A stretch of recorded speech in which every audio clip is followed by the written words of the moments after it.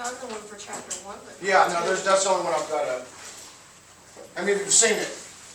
Okay, it is good practice. Those questions will come, I will have questions. Might not be word for word, but they'll come pretty close, very similar. Your name again, ma'am? Ashley. Ashley Ray, sorry. Just making sure I get you in here for attendance. Thank you. Well, you'll probably get an email, but I'll correct it after class. Okay. For those of you that don't know where the Kahoots are, you can find them in announcements. You just click on this little link right here, put that pin in. There's 25 questions, I think, over chapter 1. Just review. I'll post one. I'll start working on it this week, but I'll put 2 and 3 together. 2's, I mean, it's research. It wasn't very interesting information, but there are a few things that I want you to know as we move through this class. We're going to, I want you to know where reputable information comes from. So, and we will be reading some research, so I want you to have some of those terms just a little bit, just so it's easier to read, I guess. First off, how many classifications are there in nutrition, for nutrient? How many nutrient classifications? 6. Very good. Adrian? Other than Adrian, let's name them. Anybody remember? Carbs. Lipids. Minerals. Vitamins. Water. Protein. There you go. Good. What's the most essential nutrient? Water. Why is it the most essential nutrient? Cool. Very close. Not the body can make water. It's very tough, but the body can't make enough of it for our body to use it properly. So, again, I'm not going to trick you. I don't do trick questions. I don't think it's a good evaluation of how much information you're retaining. So, I don't do the whole which one is the best answer. Some of them you can probably eliminate pretty quickly because they're dumb. But I want to know, I want everybody to be successful, but I also want to test your knowledge and how much you're retaining. So moving forward into chapter 2, talking about research. Number 1, the first step of scientific method usually involves what? Anybody? Wild guess? It would be making observations, yes. Very good. Second question. In 2021, a team of scientists begins an experimental study of 1,000 people who are between 18 and 30 years of age to determine whether their consumption of seafood will influence their state of health during the next 25 years. That's the key right there in determining which kind of study this is, the next 25 years. Which study is it, do you think?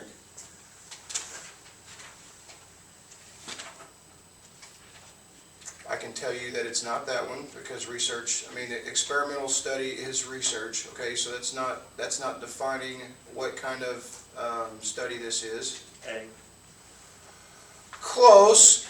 Case control is when you take a group of women or a group of men, they have a lot of similarities. One group has, for the book uses a group of women with breast cancer and a group of women that does not have breast cancer.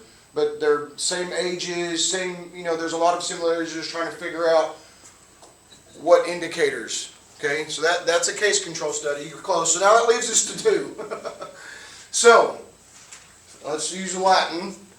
What does retro mean? If I was describing something as retro? Older. So that would be in the past, correct? Okay, so this is saying in the next 25 years, so perspective, okay? If you see future, it's perspective. If it's past, it's retrospective, okay? Number 3, an aspect of blank involves studying causes of health problems in a population. A. Good. Yes, A. We want to know it does not, epidemiology just finds out the source, okay? It's not the next question, or one of the other questions asked, number 5. That was the next one I was going to go over. Generally, epidemiological studies do what? or not do what? I mean, which one is would be the best answer for this? If epidemiological studies determine where the problem came from, which would be, and that's it, okay, that's all it does. If I said that, which answer do you think that I would be directing me towards? No causation. That would make sense. But what it does, it just tells us why these things are happening. It does not tell us a cause and effect relationship. Okay, it just tells us, just gives us an idea of where the problem is starting from. So the answer would be C. Number 12, last one, and then we'll get into Chapter 3. The blank is the federal agency that tries to ensure the safety and effectiveness of medications. Yes, FDA.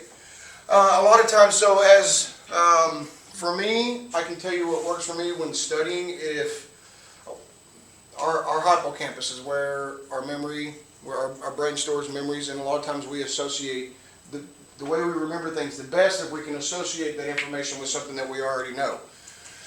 So in my master's studies, there was a suggestion that using colored index cards, even though we're not thinking about blue or orange, but the information on that, because it's on a colored index card, your brain stores it easier because it's associating the color. I don't really know how to, I mean, you guys got that one, but EPA, how many of you know what that is? I'm going to help you remember. Have you ever watched the Simpsons movie? Remember when Grandpa was rolling around in the church? EPA, Environmental Protection Agency, that's how I remember that. I'm a big Simpsons fan. That was huge when I was a kid, and I still follow it kind of. I'm a kid at heart. So, planning nutritious diets, Chapter 3. I am going to change one word right off the bat. Told you I don't like diets. I don't like that word. So I think planning nutritious lifestyles or behaviors or food choices is a better option. I think when we plan our meals ahead of time, we are much more successful in eating healthier foods as opposed to just waiting until we're hungry and being impatient and running through fast food. Okay, grocery stores. How many of you feel like you're overwhelmed when you go into the grocery store? I don't either.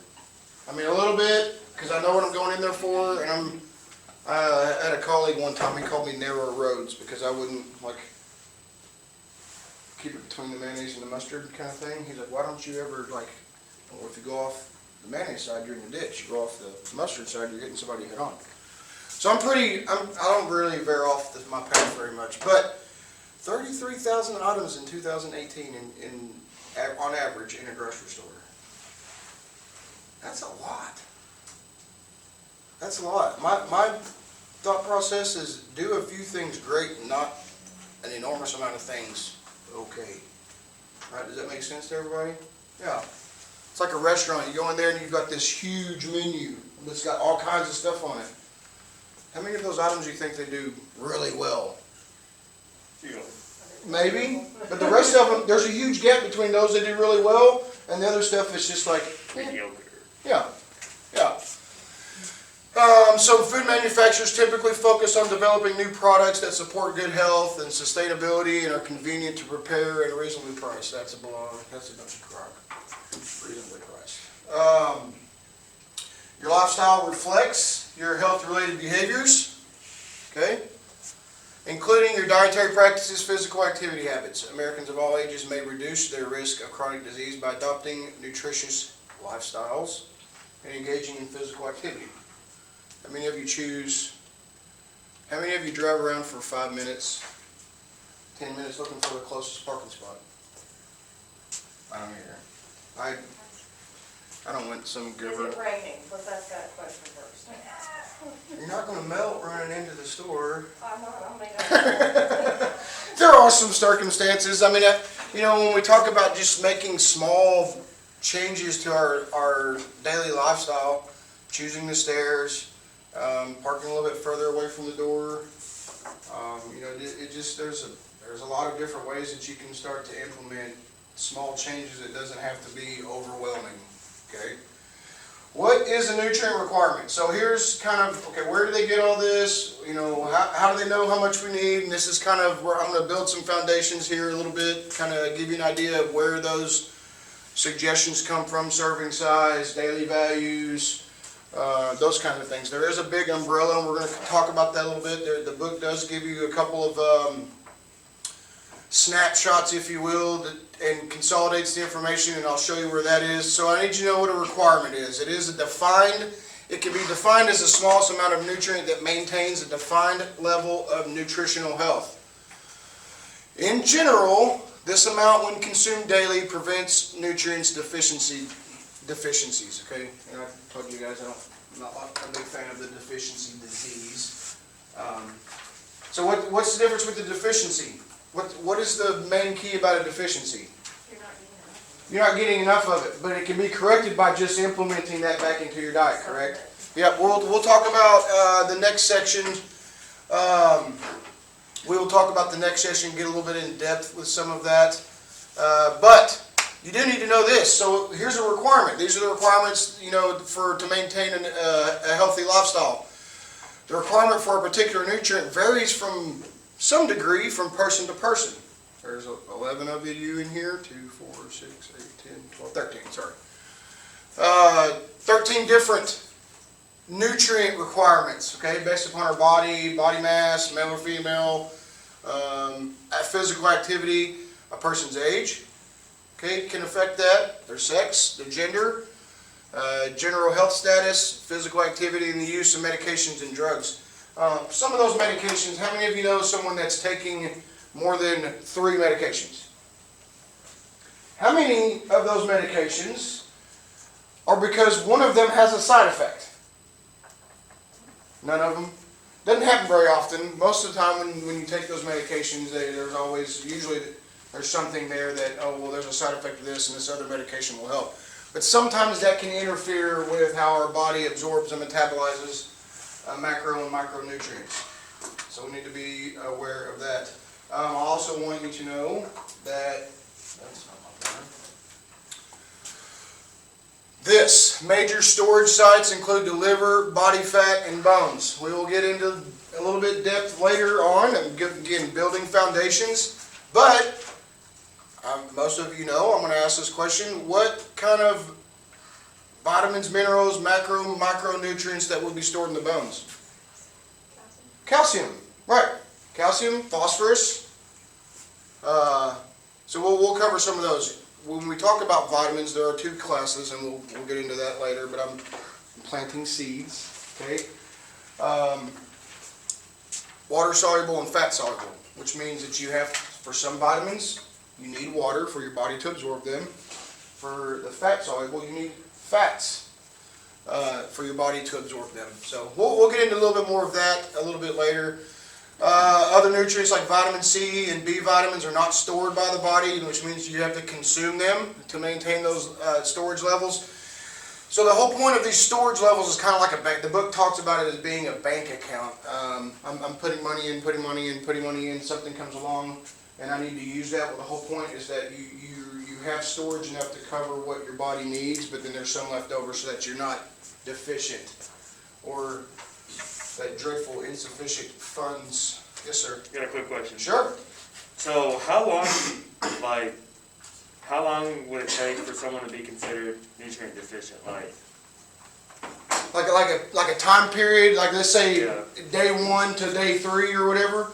That's a good question. I think it depends on the environment. I think it depends on your body. Are you completely not getting anything? Or let's take, for instance, and I'm going to prelude into this a little bit. I think the next celebration after this one, we'll get into that a little bit. But there's a story about scurvy, and scurvy was a big deal with pirates. And scurvy is a vitamin C deficiency, so they would get it on their voyage across oceans.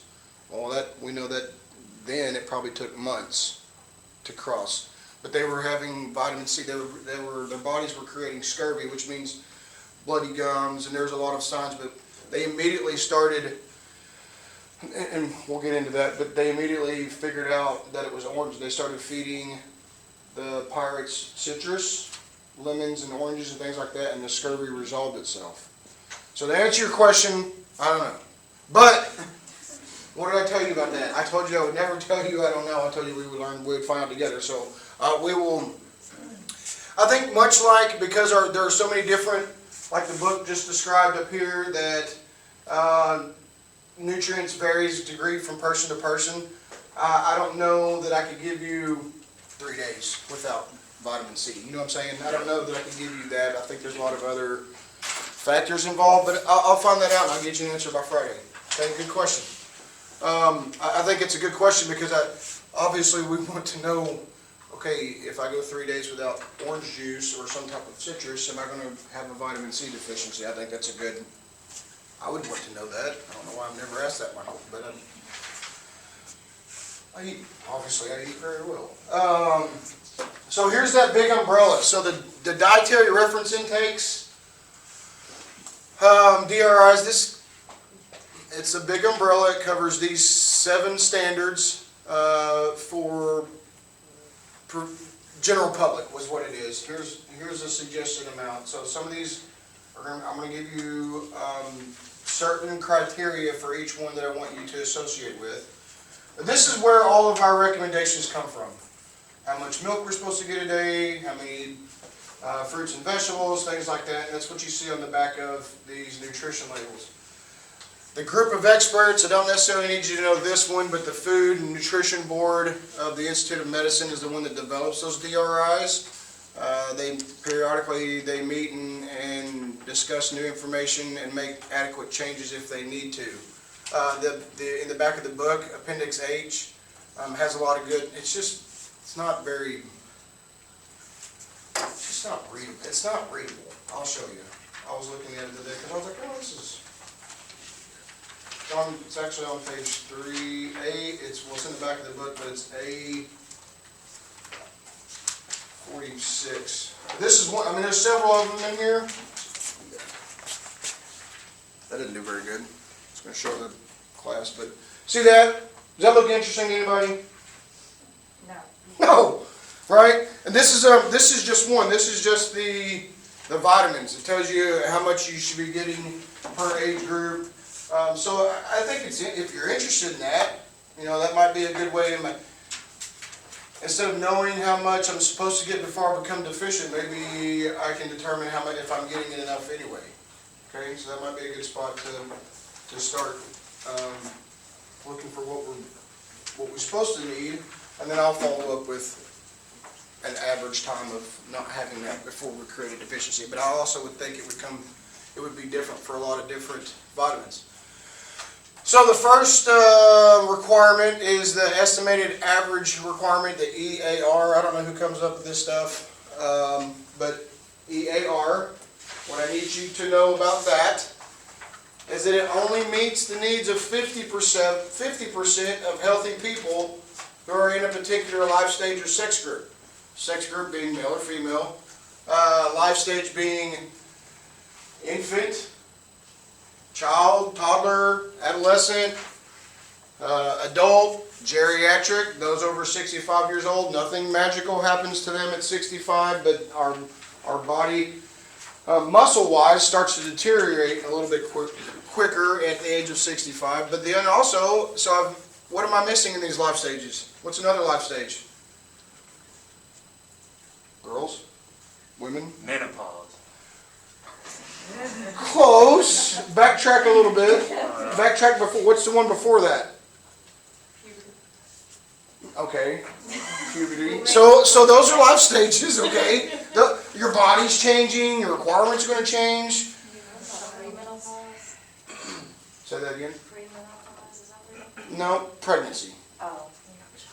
Sometimes I don't do a very good job of asking the questions that I want. All of us skipped over. No, but that's okay though.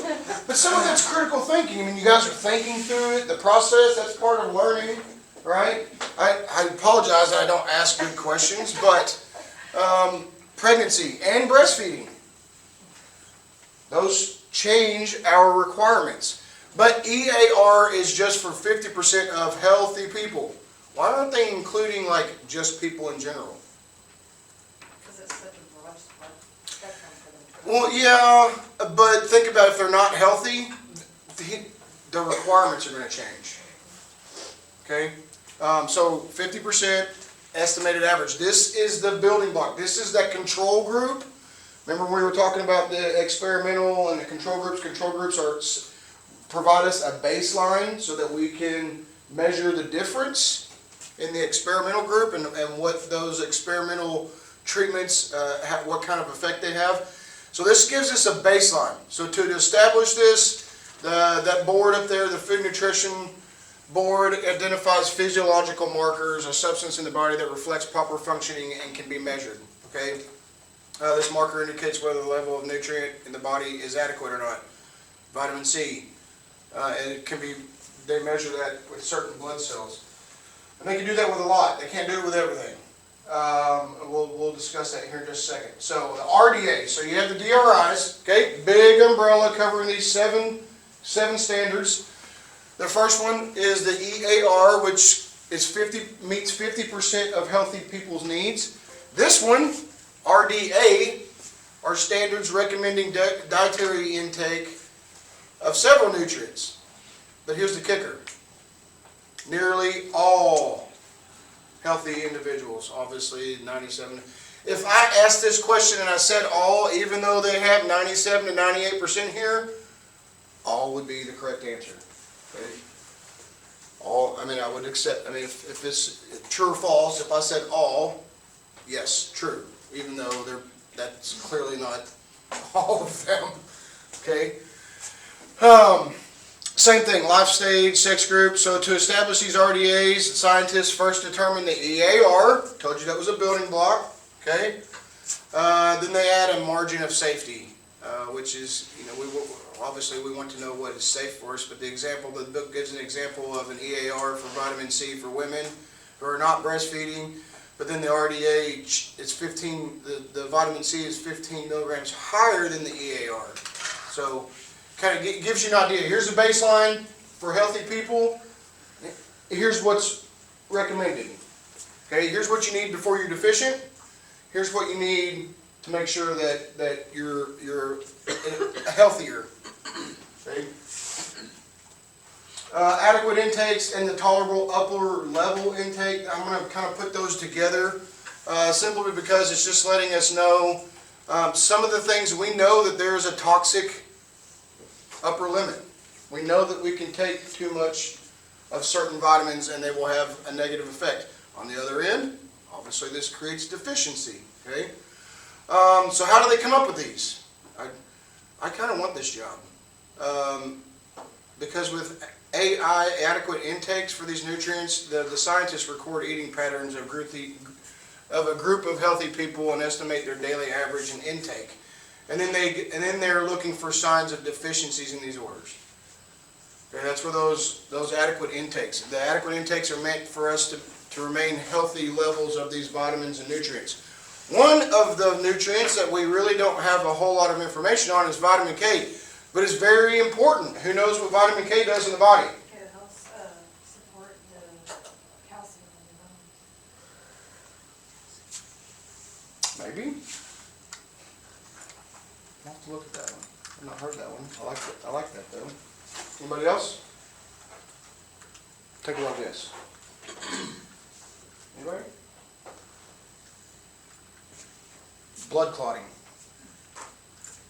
It does help with the immune system a little bit, but vitamin K is blood clotting. How many of you know people that are on blood thinners? That impacts the vitamin K. Okay. What happens if someone's on a blood thinner? What's the danger there? They bleed a lot. Yeah, because it's keeping it. Well, one is to help make sure the blood's flowing. Probably older people. That's why they tell them to take a baby aspirin just to help thin their blood a little bit. But on the other end of that, so if I don't have enough vitamin K, essentially I can bleed out, right? Because my blood's not going to clot. But on the other end of it, if I have too much vitamin K, what happens? What do you think? Clots. Yeah, blood clots. Cause aneurysms. Okay. It can not only increase bone mineral density, it also reduces fracture rates. Vitamin K. What's your site? Is that Mary's blog? PubMed. Oh, PubMed. We'll talk about these and we'll revisit that later on. So some of this information, even here today, you're going to see some of this information is changing for me. So again, it doesn't surprise me that there's some conflicting information that we need to investigate because we've already determined that science isn't very old, or nutrition isn't very old, and we're learning stuff more rapidly, right? So upper limits, toxicity levels, those things you should be aware of those because you can do. We talked about mega doses in chapter 1. So EER, this is where my job has a big impact. Estimating energy requirements. Obviously, there's 13 of you in here. Each of you have different energy requirements. Remember when we talked about how we convert pounds into kilograms? How do we do that? Divide pounds by 2.2. Okay? And how do we get inches into centimeters? Multiply by 2.54. There is Mifflin St. George. You don't need to know this. There are a couple different ways that we can estimate this. One is Mifflin St. George. It's a intimidating formula. I'll just tell you that it is intimidating. I'll show it to you. But you can go online and you can Google. I mean, you can pretty much Google anything. But you can find out how much your energy needs are by going online or using some of these estimated energy requirements. We'll talk about later this semester about how the devices that help us measure. I actually have a couple of things that I found when I moved offices I'll bring in if you want to know what your body fat intake or your body fat percentage is. We can do that. Another way that we could do this, I like using Mifflin St. George because it takes into consideration all of these. Age, gender, height, weight, and your physical activity. I think that's way more important. Another way that other dietitians estimate the energy requirement for individuals is they use a defined amount, 25 or 30 kcals per kilogram. Only thing that does is it does provide energy based upon how much you weigh, but it doesn't take into consideration whether you're male or female or your physical activity. So I don't think that that's as accurate, but being a registered dietitian, we have clinical judgment. Okay, and for the most part, those don't vary very much at all. So that's what those are for. Average daily energy intake that meets the needs of a healthy person who is maintaining his or her weight. This one, acceptable macronutrient distribution rate, AMDRs. If I told you on the first day of class when you walked in, welcome to Healthy Living. By the way, I need you to know from this point forward that 45 to 65% of your calories need to come from carbohydrates. How would you process that? Bread. Okay, that's not been the most common choice, but yes. So what do you think of when you hear carbohydrates? Heavy carbohydrates? Or sugar? So if I told you when you came in, Definitely getting a lot of carbs and sugar. oh, well, that's what they're suggesting. So with that being said, does keto or does Atkins diet, do you think it's providing? There's no probably about that at all. Definitely not. Dude. Definitely not. Okay, but that's where we get that's our gasoline. That's our unleaded fuel that we put in our vehicles. My question to you guys, and I've said this to a couple of other sections, why are we so adamant about taking care of our vehicles, maintenance, gasoline, tires, oil changes, but we're not that in tune with our bodies? Why are we so focused on taking care of something that gets us from point A when Because it's easier to ignore. I do what I want? I mean, if your car starts getting like goofed up, then you're kind of screwed. You can't really go anywhere. You can't continue your lifestyle, your job, your school. But if like your body is just, man, you forgot to eat, and you're like, man, as long as I can drive, I'm okay. I mean, if we walked everywhere, how many people would you see on the side of the road? You know what I mean? So I understand where you're coming from. Yeah, I mean, I think there's just a mental, we've been conditioned into that. right? I think we've just kind of ignoring our bodies a little bit because, oh, I'll just eat when I'm hungry and it's convenient, whereas I need to put gas in my car or I need an oil change, I'll put that off until it starts to mess up. Well, let's not get to that point. But this is what the acceptable macronutrient distribution ranges are. 45 to 65%, proteins 10 to 35, fats to 20. Now, out of these, how many calories per gram does carbohydrates provide? 4. 4 for carbohydrates, 4 for proteins, 9 for fats. 9 calories per gram. Okay? So with that being said, if I divide the calories by 4, how many grams of carbohydrates? So 4, we're looking at roughly 20 to, what is it, 30? 20 to 30 grams of carbohydrates a day. Or no, I'm sorry, yeah, that's right. So it just kind of makes you want, 400, I'm sorry. Or 200, I mean. 200 grams to whatever. I mean, you see how I'm getting that? I'm dividing 900 by 4. Okay, so it'd be like 200 grams of carbohydrates would be the lower side of it-ish. The book, I don't know that I will test you over this because the book really doesn't talk about it a whole lot. The chronic disease risk reduction intakes is the newest DRI category. Basically, if you're doing all those other things right, then their nutrient intake levels reduce chronic disease within a healthy population. Okay, like sodium. How many of you know, just by curiosity, how many of you know, like visually, if I was to measure out 2,300 milligrams of salt, what would that look like? Is it a lot? Sounds like a lot. It's about the size of my thumbnail. It's really about a pinch of salt. Is there salt in their foods already? A lot of times when I've talked to patients about reducing salt intake because of high blood pressure or maybe they're having some heart problems, how many of you keep a salt and you go into a restaurant, salt and pepper shaker on the table? What about at home? You keep salt and pepper shakers at the table at home? Do you without even tasting the food, how many of you reach for the salt and automatically salt? A lot of people do that. So my suggestion to them is if you're trying to cut back on your salt intake and that is a habit that you have, remove the salt shaker from the table. Doesn't have to be every day, a few days a week. You're cutting back on how much salt you're taking in. This is a good chart. I told you there would be a chart that kind of helps summarize this stuff.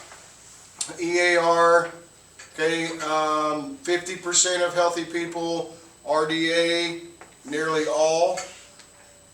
AI, the other ones, the AMDR, I do want you to pay attention to that chart. I will ask you questions about this one, probably most likely the carbohydrate, if I had to give you a hint. Next one, major food groups. Let's talk about those. How many food groups are there? Anybody? Nobody knows? Okay, let's talk about them. Name one. Food group. Fruits, vegetables, proteins, grains. That's because it's right there. Good job. Dairy. What? Dairy. Who said it? Dairy. Good job. It's a plate. What's that? It's a little plate. Say that It's a again? little plate. Oh, the plate. Yeah. I was like, Just what? think of the plate. Yes, just think of the plate. Nope. Well, the one thing that the plate doesn't show, and some of this information is a little contradictory in my opinion, because the book doesn't talk about it being at one of the major food groups, but what's not listed on here that we've talked about? So we've got grains, dairy products, fruits, vegetables, and protein-rich foods. What are we missing? Fats. Why isn't that a food group? The book talks about it a little bit at the end of it here. I don't know that we're going to get. Where am I getting this? But it does talk about it, but it doesn't include it as a group. It says other groups, but I think fats should be included in this. So grains. Products made from wheat, rice, and oats. Pastas, noodles. How many of you know what a serving size of bread is? Is it 2 pieces? Because that's what we make sandwiches out of, right? How many of you make sandwiches with 1 piece of bread? It is one. How many of you knew that? How many knew that a serving of bread was one slice? Did you initially think it was two because that's how we make our sandwiches? What about a hamburger bun? It's baked as a hamburger bun. They cut it, but the top and bottom are actually two servings, one serving each. Okay. But we can get a lot of good stuff from this. Grains, you know, the serving size here equivalent to one slice of bread. The book will go into these. You're going to get carbohydrates and some proteins from some of these grains. How many of you eat wheat bread? White bread. Okay. How many of you eat wheat bread? Why? Because it tastes different? Yeah, I just don't like it. Okay. What about 100% whole wheat? There's a difference. Sometimes. What? What's so funny? There is a difference, and I'm going to tell you. So white bread, okay? Refined, white flour. Good stuff.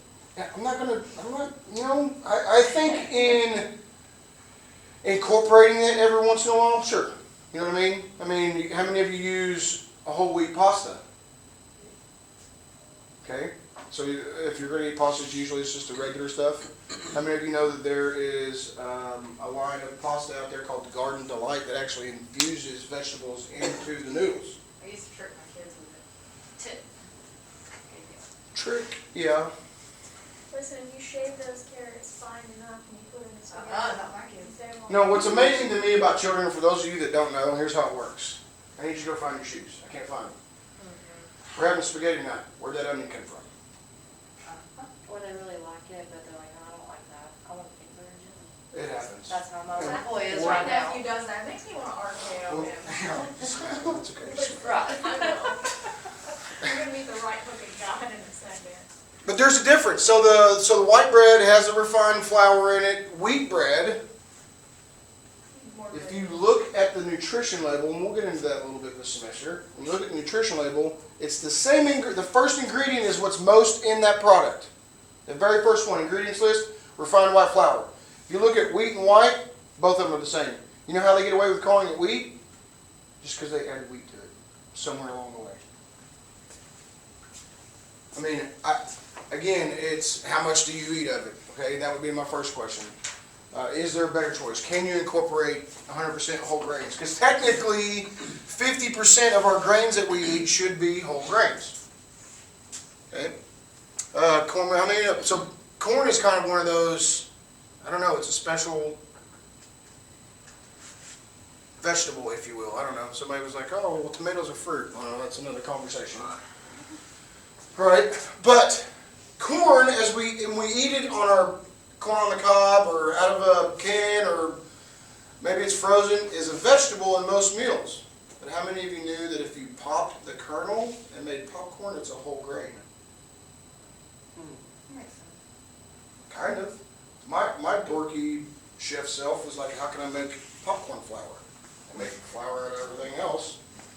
My thought was, the next step was, if I made popcorn flour, it's not really least processed, right?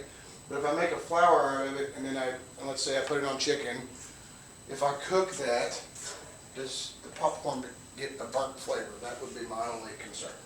But I'll try that out, let you guys know how that works. I've used cornflakes, animal crackers too. I've used animal crackers. I've taken animal crackers and put them in the food processor and coated chicken tenders with it. Kids like it. It's kind of sweet. But just With the icing of the animal crackers? no, just a cracker. Okay. Yeah, no, none of that icing business. So again, recommend choosing foods with whole grains instead of refined. My suggestion here again is think about the things that you're doing more than 50% of the week and being able to not necessarily eliminate those, but just to incorporate variety. The last thing with this, how many of you know what flaxseed is? Or chia seeds? Okay? You know how that works? There are some good benefits there. I think there's some omega-3s in the flaxseed. Flaxseed's a good source of fiber. Do you know what happens in your body? And this is not a bad thing, but I'm just asking, do you know what happens in your body with chia seeds specifically? I'm gonna guess they expand. Yes, yeah, they do. So what happens is, how many of you ever seen a chia seed? Like literally, it's super tiny. It's really It little. looks like a poppy seed. Yeah, it is pinpoint. You put some in a bowl and you add water to it, and you come back to it, it looks like fish eggs. So what happens is the outside of it expands. That's what happens in our stomach. It's insoluble fiber, which means our body doesn't absorb it, so it keeps us fuller longer. But I'm just going to tell you, if you're going to do something like that, make sure you're close to a bathroom. Okay? Because it will clean out your colon. Okay? So incorporate some of those things. I mean, I know it doesn't sound, wild rice. How many of you eat wild rice? You can get creative with that. How many of you eat barley? Not many. Not many. What about buckwheat? How many of you ever seen the buckwheat pancake mix? Everybody's trying to do something different. So, especially with grains, I'll probably finish up right here because we're getting close. So I'm going to finish up on the grains. We'll finish. I don't know. We'll finish Friday, but we will have a celebration next week. But I'll talk about that in a second. Two things happen with grains and other foods, but it's mainly with grains. So what happens? I need you to know these two terms because you see these on food packaging. Enrichment replaces nutrients that food loses during the process. So wheat has iron in it naturally from the ground, like other vegetables. There is niacin in these things. There is other vitamins and nutrients that is lost. When it's put back into it after the process, it's enrichment. It has to be lost and what is the word I'm looking for? It has to be lost first and then put back into it. That's enrichment. If fortification is what happens when they add it after. There's no losing, it's just an addition to. So they're fortifying it, right? They're building it up, increasing the nutrient content, boosting, okay? Calcium in orange juice. Calcium naturally is not found in orange juice. But they added into that. Just like vitamins A and D. Those aren't naturally in milk. They add those, they fortify the milk with those things. Dairy. Oh, we can go a little further. Dairy. Milk and milk products. Except cream cheese, cream, and butter. Because even though they're made from cow's milk, we would think them as a dairy product, but in fact they don't include in this group because they have little or no calcium and they're high in fat. Have you ever had fresh cow's milk? I have. I can remember, and this is really, I want to kind of give you I can remember when Target and all that was a dairy farm. We used to get our milk from there. I don't know how many of you remember that, but where Target and stuff is, that was a huge dairy farm. Back in the 60s, I'm not that old. It probably was back in the 60s, but I can remember growing up and going and getting milk from that dairy farm. It was just a little house, and you could see all the cows, and then he's probably living it up somewhere on a beach with an umbrella and his drink. I would be, because I'm sure he got paid pretty good for that. Dairy products. So such dairy foods are excellent sources of protein and phosphorus. Riboflavin. Most of the milk sold in the United States is fortified with A and D. These are also good sources of vitamins. So foods and beverages made from soybeans, soy milk, or soy cheese can substitute for the cow's milk, and they are fortified, which means what? Added to. Added to, right? Added to. Did it lose anything in the process? No. No. Milk-based desserts such as ice cream, pudding, and frozen yogurt are often grouped with dairy products, even though they are high sugar and high fat contents. Most of the guidelines recommend choosing dairy products that have most of the fat removed. I think you know how I feel about that. I mean, it depends on, are you going to drink it if it's 1%? Because there is a lot of benefits to drinking milk.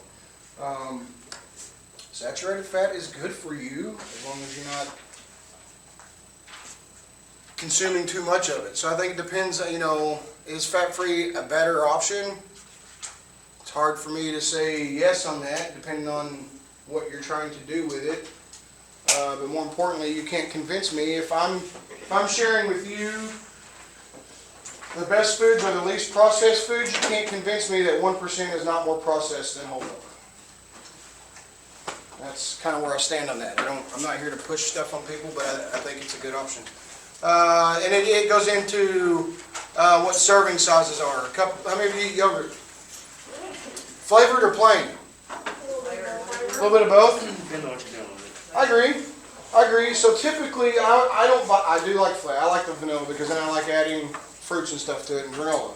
But I also like the plain because I can still do the same thing with that. But I also use the plain yogurt as sour cream on dishes that tacos and whatever, wherever sour cream might fit. Tastes about the same. Never tried it. I'd give it a shot. Outside of that, I don't have anything. Remember that we will follow up with protein-rich foods Friday. Pay attention. Next week we will have our first celebration. Okay, it will be Friday,